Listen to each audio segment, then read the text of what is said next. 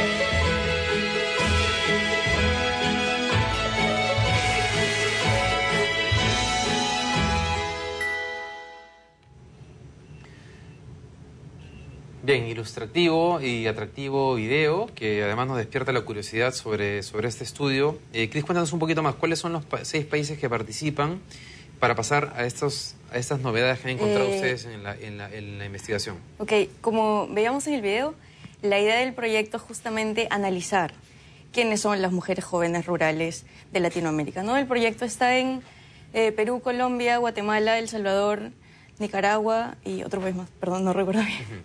Se han hecho el estudio en los 6 países. Sí, en realidad el primer año del proyecto lo que quiso es tener un diagnóstico por país, ¿no? Entonces se hizo este diagnóstico en términos de diferentes indicadores de fecundidad, de educación, acceso a tecnologías de la información, por ejemplo, para los 6 países, pero en el último momento en el tiempo, ¿no?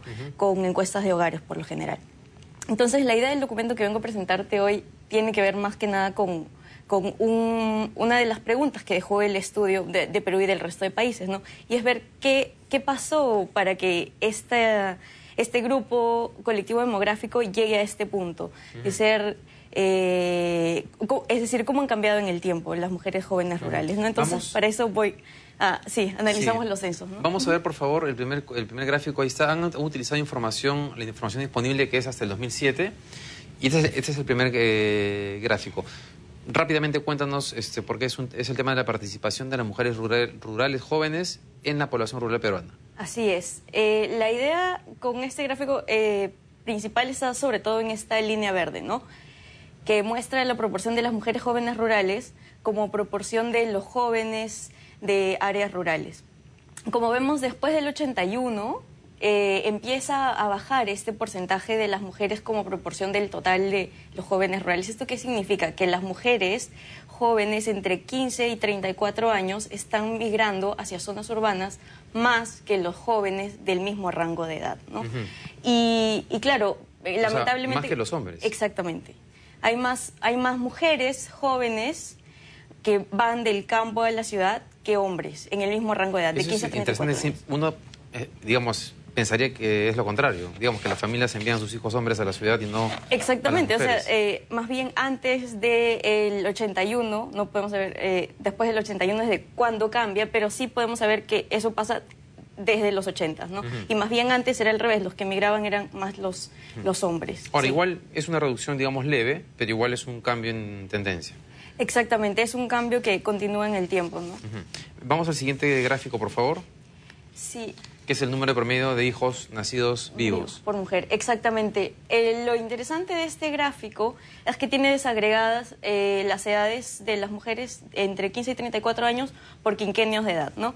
Entonces vemos que el número promedio de hijos por mujer se reduce, pero sobre todo para las mujeres de mayor edad. Entonces, tienes que la reducción es mayor para las mujeres de 30 a 34 años, pero no hay cambios en el número promedio de hijos por mujer para las mujeres jóvenes de 15 a 19 años, que son el grupo de madres adolescentes.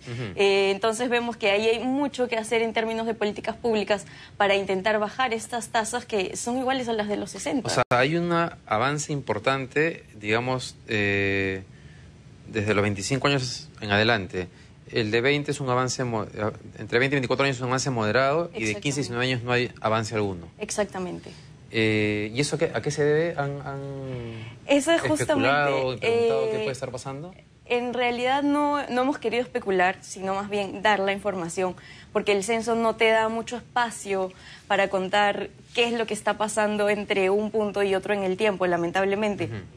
Pero yo creo que justamente esta es la intención de este estudio, ¿no? Darte esos datos informativos de esos puntos en el tiempo para llamar la atención y decir, aquí hay que hacer algo, ¿no? Y creo específicamente en este segmento de mujeres entre 15 a 19 años hay algo que hacer, ¿no? Hay políticas sobre salud sexual, hay políticas sobre no solo acceso, sino mejorar esta demanda por servicios de salud y etcétera, a la que tienen que acceder este grupo de mujeres, ¿no? Y eso tiene que ver justamente con el gráfico siguiente que vamos a ver.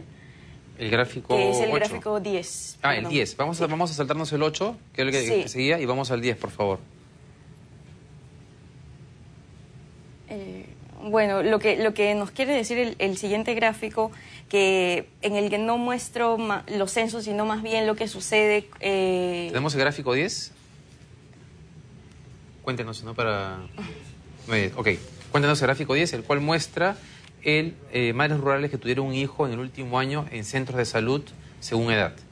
Exactamente. Lo interesante con este gráfico es que podríamos pensar que este poco acceso que tienen las mujeres a los servicios de salud, y por eso se pueden estar manteniendo estas tasas, podemos pensar que se debe a una cuestión de oferta de servicios de salud. Pero lo que vemos es que para el último punto en el tiempo que tenemos, que es la ENAO 2011, las mujeres más jóvenes se atienden más en centros de salud para atender a sus hijos que las mujeres de mayor edad. O sea, hay un tema cultural. No lo sabemos, ¿no? Puede ser un tema cultural, puede ser un tema de acceso a las tecnologías de información, por ejemplo, que les permitan a ellas ir más a atenderse en centros de salud y no en parteras, por ejemplo. Y esto nos muestra de manera bastante interesante un concepto que se tiene dentro de todo el proyecto y todos los estudios que se han hecho, que es el concepto de la competencia práctica. Y este concepto lo que nos quiere mostrar es que este grupo de mujeres son diferentes, y son diferentes en términos de que ellas poseen esta competencia práctica que no poseen las generaciones anteriores, exactamente, las madres y abuelas, y por eso mismo es que ellas están yendo más a los centros de salud que las que son más de mayor edad, ¿no? Vamos a ir al siguiente cuadro del gráfico 11, que tiene que ver con la asistencia a centros educativos. Sí, si dejamos de un lado la fecundidad, vamos más bien a ver lo que pasa con la educación. Es que tanto para las mujeres jóvenes rurales como urbanas hay un aumento bastante significativo de la asistencia a centros educativos, ¿no? Ahora, en las zonas rurales sigue siendo... Exactamente, sigue siendo bajo, baja. sigue habiendo una brecha, por lo cual lo que pensamos es que las políticas públicas, claro, han influido en el tiempo y han logrado que esta asistencia educativa aumente de manera sostenida en el tiempo, pero de todas maneras ha sido mayor para las zonas urbanas. Y si vemos el último periodo intercensal, el 93-2007, vemos que este incremento es mucho mayor para las mujeres urbanas incluso, ¿no? Entonces tenemos un aumento de la brecha en lugar de un cierre en este caso, ¿no? Pero no significa que a las mujeres jóvenes rurales les vaya mal, sino que a las urbanas les va mejor. Entonces es de nuevo una llamada de atención a las políticas públicas para volver a mirar a este grupo de mujeres jóvenes rurales con esta competencia práctica. Hay una mejora en el ámbito rural, pero hay que ponerle mucho más énfasis a la parte rural, como en casi todos los ámbitos de acción del Estado, ¿no? Exactamente. Algo sobre lo que quiero llamar la atención además en este punto es que, como sabemos, la mayoría de centros educativos para mujeres jóvenes que son en los últimos años de secundaria, digamos, los colegios que tienen esos últimos años de secundaria o los institutos, las universidades, están en centros urbanos. Están en zonas urbanas, entonces hay una migración de las mujeres rurales hacia lo urbano para estudiar.